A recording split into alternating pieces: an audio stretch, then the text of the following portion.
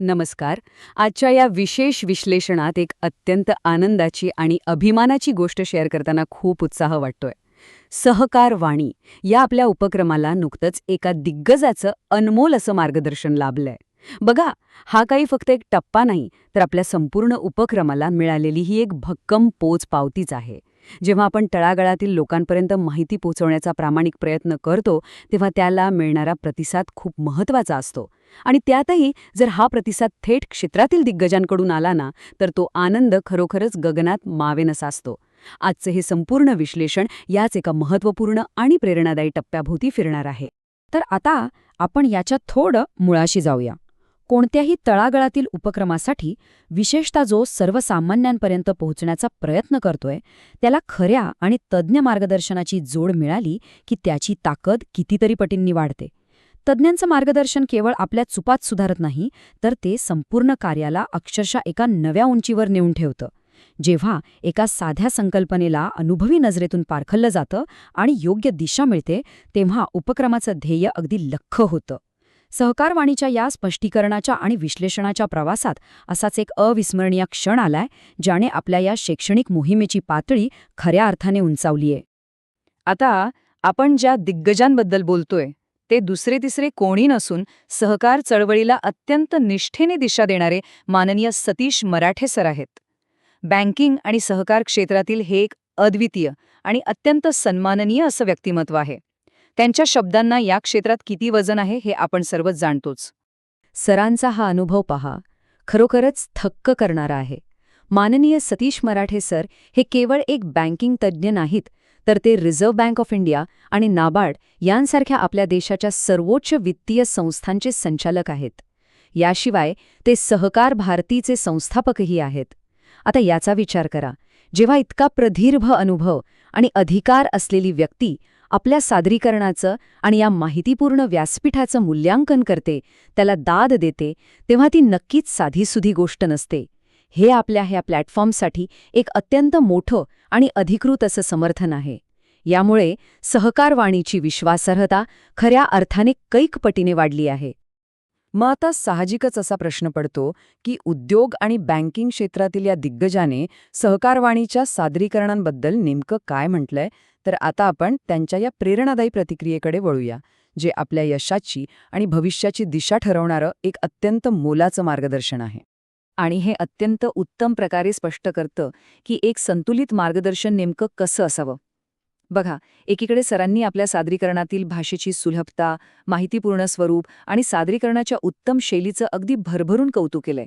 अत्यंत कठीण असे आर्थिक आणि सहकारविषयक मुद्दे सोप्या भाषेत पोहोचवण्याचं जे आपलं ध्येय आहे, ते सफल होतंय हेच यातून सिद्ध होतं. पण त्याचबरोबर दुसरीकडे त्यांनी एक अत्यंत मौल्यवान सल्लाही दिलाय. त्यांनी अगदी पारदर्शकपणे असं सुचवलंय की जे लोक प्रथमच हे विषय शिकत आहेत किंवा नवशिके आहेत, त्यांच्यासाठी विश्लेषणाचा आणि निवेदनाचा वेग थोडा कमी असावा. कोणत्याही सादरीकरणासाठी अशी विधायक सूचना खूपच महत्त्वाची असते, कारण ती थेट शेवटच्या घटकाच्या गरजा समजून घेण्यास मदत करते. खरं सांगायचं तर हा अभिप्राय केवळ एक कौतुक म्हणून मर्यादित राहत नाहीये, तर तो खऱ्या अर्थाने आपल्या सर्वांसाठी एक ऊर्जा स्रोत किंवा उत्प्रेरक म्हणून काम करतोय. जेव्हा असा एखादा उपक्रम आपण समाजहितासाठी सुरू करतो, तेव्हा अशा प्रकारच्या भक्कम मार्गदर्शनामुळे एक नवी उमेद मिळते. या प्रतिक्रियेमुळे सहकारवाणीच्या माध्यमातून जे ज्ञानप्रसाराचं काम सुरू आहे, त्याला पुढील वाटचालीसाठी एक मोठा प्रकाशझोत मिळालाय. यामुळे संपूर्ण टीमचा आत्मविश्वास अक्षरशः दुणावला असून इथून पुढची सर्व विश्लेषणे अधिक परिणामकारक आणि अचूक बनवण्यासाठी याचा खूप मोठा फायदा होणार आहे. कृतज्ञतेच्या या भावनेतून आता आपण थोडं पुढे पाहूया. माननीय मराठे सरांच्या या मोलाच्या अभिप्रायानंतर आणि त्यांच्या आशीर्वादानंतर सहकारवाणीचा हा उपक्रम आता भविष्यात कोणती नवी दिशा घेणार आहे, ते समजून घेणंही तितकंच महत्त्वाचं आहे. आता आपण पाहूया की हे सर्व कशाप्रकारे विकसित होत आहे. या उपक्रमाची भविष्यातील दृष्टी 3 अगदी स्पष्ट टप्प्यांत विभागलेली आहे. पहिली आणि सर्वात महत्त्वाची पायरी म्हणजे थेट जनसामान्यांपर्यंत पोहोचणे.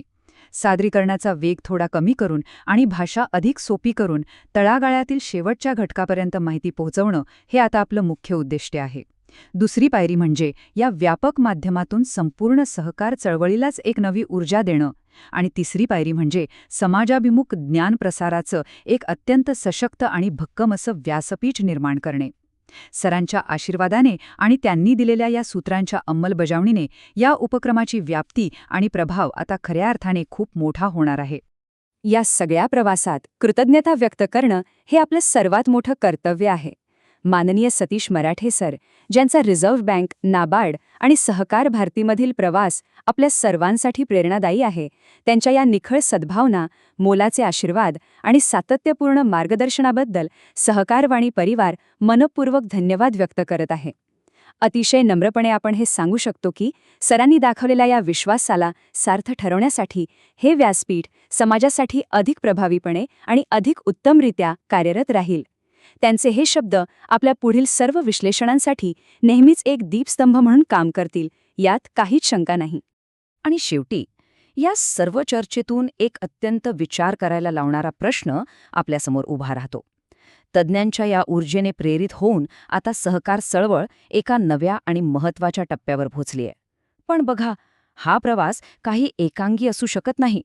तर मग सहकार चळवळीला नवी ऊर्जा देण्याच्या या प्रवासात आपला संपूर्ण समाज सहकारवाणीसोबत सक्रियपणे कसा जोडला जाऊ शकतो?